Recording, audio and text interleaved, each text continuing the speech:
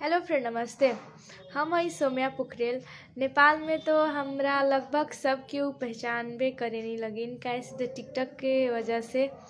और हमरा ई वीडियो बनावे के एगो मकसद बा कि हम बहुत बड़का फ़ैन हई खेसारी जी के।